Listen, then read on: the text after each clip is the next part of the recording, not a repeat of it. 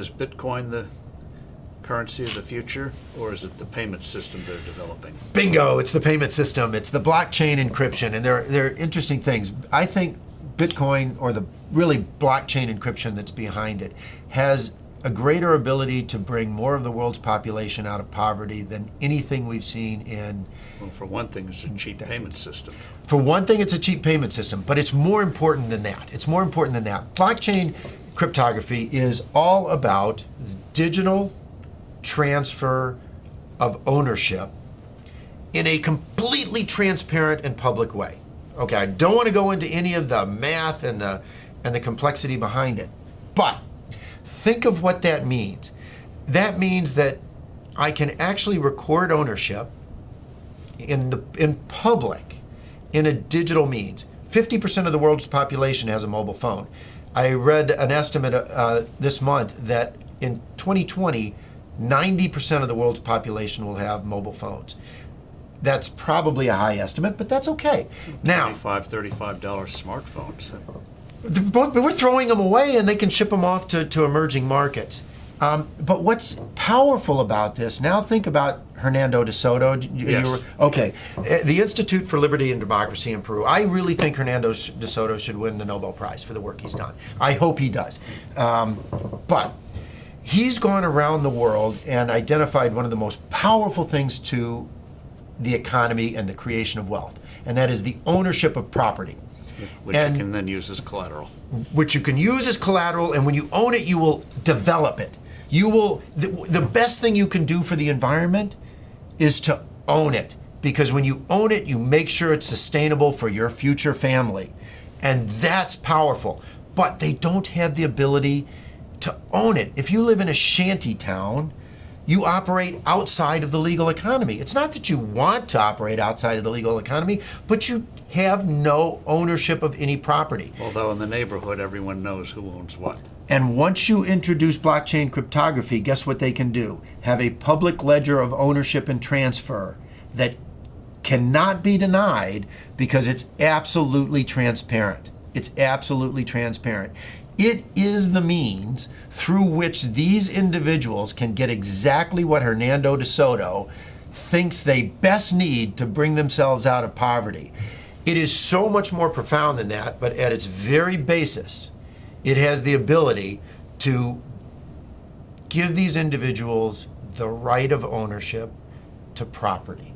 And that has, more than anything else, the ability to bring them out of poverty. And I can't wait. It'll be adopted elsewhere.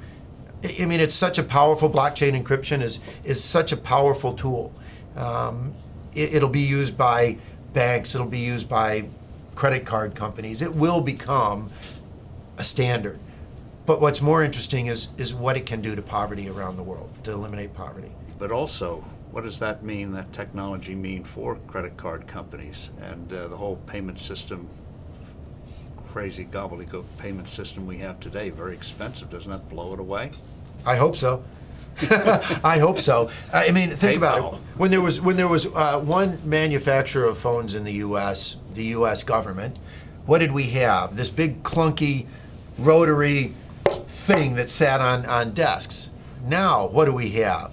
Cell phones of all flavors, sizes. I can sit in Africa and on my cell phone take courses at MIT because they're public record. It's absolutely astounding what happens when you can actually innovate around the world and compete. And what is happening is blockchain cryptography, forget Bitcoin, creates a competitive technology, a competitive innovation that these credit card companies will have to adopt. The ones that adopt it first will bring their cost base down.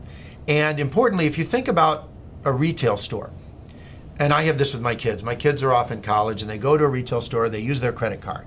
And the credit card company costs the retailer $3 to $6. Right, because they reject well, first the fee is high, and then they reject the transaction. Because why is this card suddenly showing up in some city, some place where I don't live?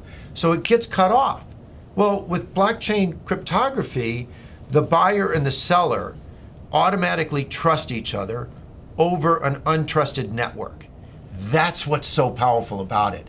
A blockchain-based transaction is verified within 10 minutes. It's not verified within 10 minutes for a credit card, which is why 5 to 10% of all transactions are rejected on the spot.